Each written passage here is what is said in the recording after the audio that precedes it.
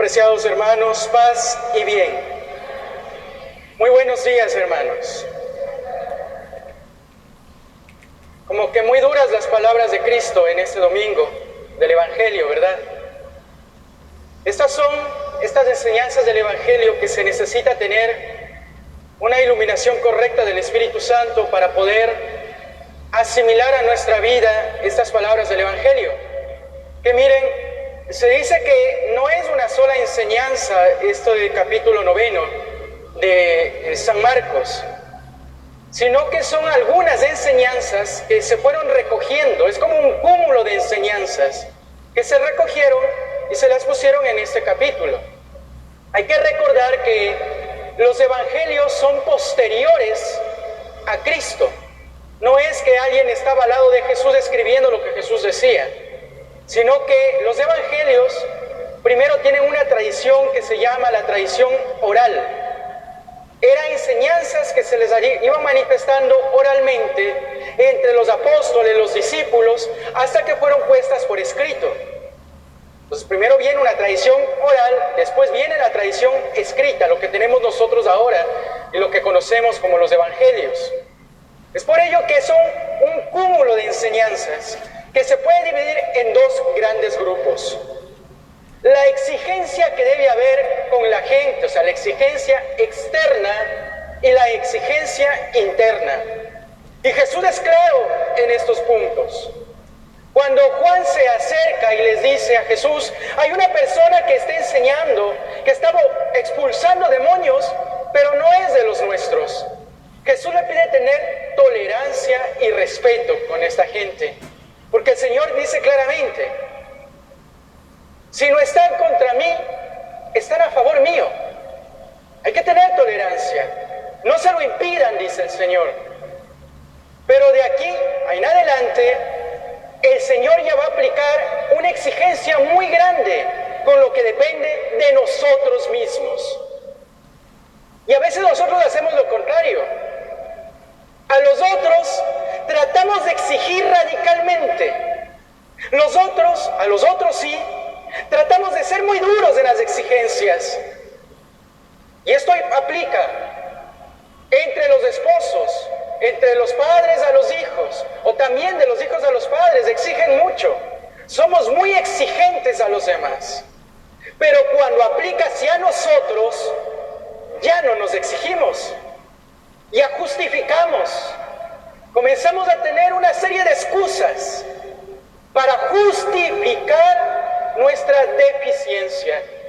Y el Señor es muy duro aquí en el Evangelio. Cuando el Señor dice, aquel que sea causa de escándalo para la gente sencilla, más le valiera atarse una piedra de molino. No sé si hemos visto, tenemos la oportunidad de ver esos molinos antiguos, que eran unas piedras enormes, que eran giradas por bestias, generalmente por sémilas, que iban pues girando eso para ir moliendo el grano que se ponía en el piso. Miren, el Señor es muy duro. Atarse una de esas piedras enormes y lanzarse al mar. Porque cuando nosotros comenzamos a exigir al resto más que a nosotros mismos, podemos ser causa de escándalo a los demás. Y el escándalo no implica solo lo del orden moral o pecados contra el sexto mandamiento. Puede implicar muchas cosas. Por ejemplo,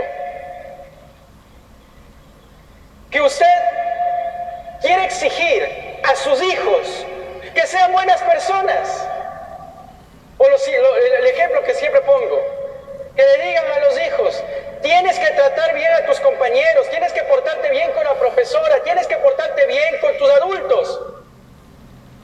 Y llega el hijo a la casa y mira cómo el papá le grita a la mujer, y cómo la mujer le grita al marido, y cómo se tratan mal. ¿Cómo un papá puede exigir que el hijo sea respetuoso, tenga buenos valores, cuando llega a la casa y solo ve gritos e insultos? O a veces percibe otras cosas mucho más graves entre el papá y la mamá. ¿Cómo se espera que los hijos crezcan con madurez o con una integridad, con respeto, con todo lo que nosotros queremos de los hijos? cuando los mismos padres no se exigen a sí mismos. Esto ya es causa de escándalo para los más pequeños, para los más sencillos. Que cuando los hijos crecen dicen, es que mi papá le trataba así a mi mamá. Mi mamá le trataba así a mi papá. Mi papá nos abandonó, mi papá no nos quiso, etc. Eso es causa de escándalo. Peor aún, si el papá va a la misa, o el papá está en un grupo, o si el papá le exige que vaya a la iglesia, o le exige que rece. Ahí es cuando los jóvenes se desencantan de la fe, porque no ven testimonio, y eso ya es causa de escándalo. Estamos aquí en la misa, todos bien bonitos, todos bien sentaditos, educaditos, quietitos. Llegamos a la casa pateando al perro y al gato. ¿Ustedes no piensan que eso también puede ser causa de escándalo? Por supuesto. Y ahí es cuando dicen los jóvenes, yo no voy a misa, porque a mí la fe no me dice nada, porque mi mamá está en la iglesia, pero cuando llega a la casa es diferente. ¿Para qué voy a ir a la iglesia? Eso es causa de escándalo. Entonces miren cómo el Señor es muy duro con la exigencia personal. Y aquí lógicamente hay tres cosas que nos puede hasta decir qué exagerado Jesús, o por qué Jesús nos exige tanto. Si tu mano, tu pie y tu ojo son causa de pecado, ¿qué dice el Señor? Córtalo. Porque más te vale ir manco, cojo, tuerto al cielo que ir con todas tus extremidades al fuego que no se apaga. Ya el Señor habla del infierno. ¿Pero qué quiere decir en realidad esto? Para no entenderlo mal. Van a decir que aquí vamos a mutilarnos todo el mundo, no es eso. Aquí hay una alegoría que se comparte y me parece excelente, que quiero compartirles en esta mañana. La mano es símbolo de poder. El pie es símbolo de libertad. Una persona cuando puede caminar es independiente y va a todo lado. Y el ojo es símbolo del conocimiento, de la sabiduría, de la ciencia. Porque primero todo entra por aquí y de aquí va al cerebro. Entonces, ¿qué quiere decir el Señor? Si el poder que tú tienes o has acumulado, si eres jefe, si eres padre de familia, el poder que tú tengas, te limita en la fe, no te deja encontrarte con Dios, quita ese poder. Porque todo poder enceguece cuando es malentendido. Si tu poder no te deja encontrarte con Dios, quita ese poder. Si tu libertad la estás empleando mal, comienza a restringir tu libertad. Cuando la estás empleando mal, cuando utilizas tu libertad para hacer cosas que no debes, y por ello lastimar a muchas personas, quita esa libertad. Si tu conocimiento que estás adquiriendo te está limitando a encontrarte con Dios, quita ese conocimiento que no te sirve para que puedas encontrar y tener una verdadera fe. Y esas cosas sí lo podemos hacer, sí la podemos trabajar. Cuando las cosas en la vida nos van quitando la verdadera relación con Dios. Miren, estamos en el segundo día de la novena en honor a San Francisco de Asís. Y si queremos acomodar la vida de Francisco de Asís con esta parte del Evangelio, se puede acomodar perfectamente. San Francisco es un hombre sencillo. Él no quiso tener ningún poder, ningún poder. Él se decía que es el más mísero de las criaturas, se decía que es un gusano. Y es por ello que cuando ya el Señor le regala hermanos, después de ser aprobado nuestra forma de vida de los franciscanos en 1209, en 3 años fueron 5,000 frailes que el Señor les regaló.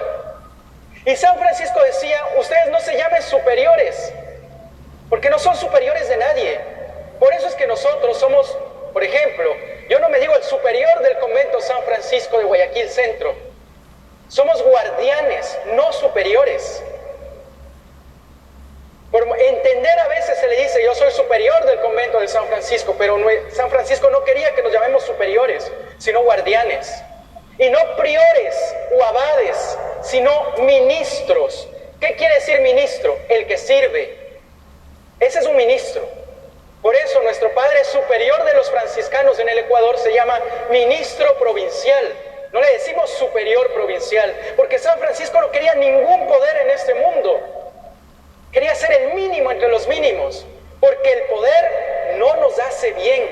El poder, mantenido por mucho tiempo, enceguece y daña.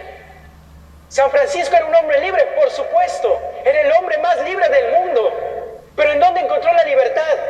No encontró en las fiestas, en los placeres, en las mujeres, en las borracheras, en las diversiones.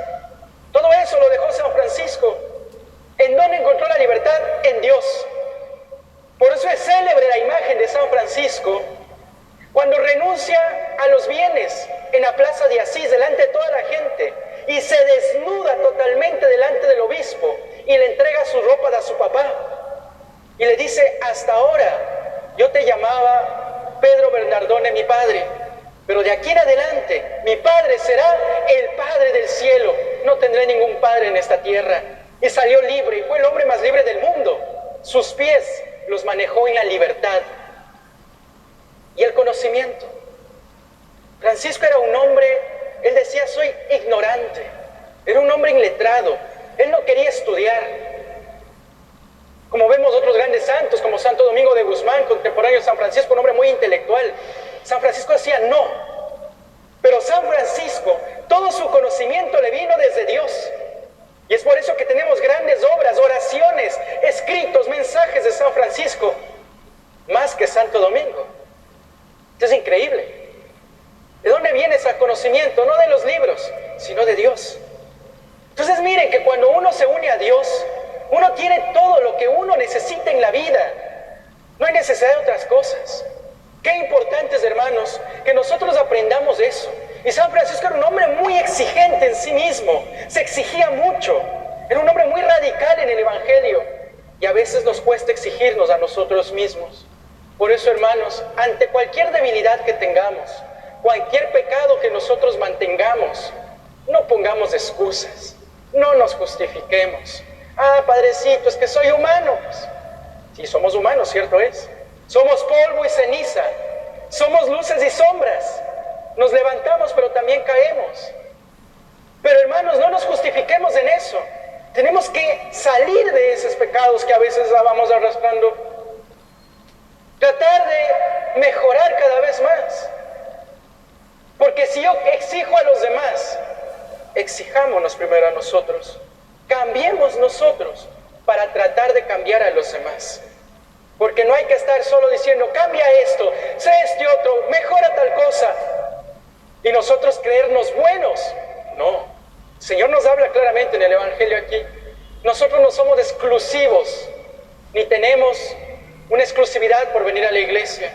El Señor nos ama a todos, a los buenos y a los malos. Pero el Señor tiene una especial predilección por aquellos que la verdad nos reconocemos pecadores, no de aquellos que pretenden ser santos.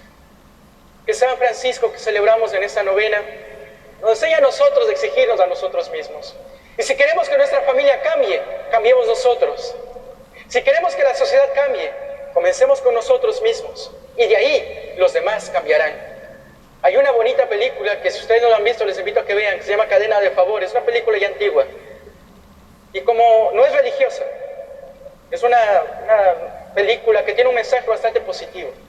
Que como cuando uno se propone hacer algo por el otro, esto puede convertirse en una cadena y hacer las cosas bien y tratar de formar sociedades diferentes. Y ahora, como les decía al inicio de la misa, necesitamos, porque estamos viendo cosas en la historia de nuestra república no hemos visto, cosas realmente muy difíciles de asimilar. Por eso hay que pedir mucho a Dios que nos enseñe a nosotros a ser mejores y exigirnos a nosotros mismos y tener tolerancia, respeto por los demás. Que San Francisco interceda siempre por nosotros.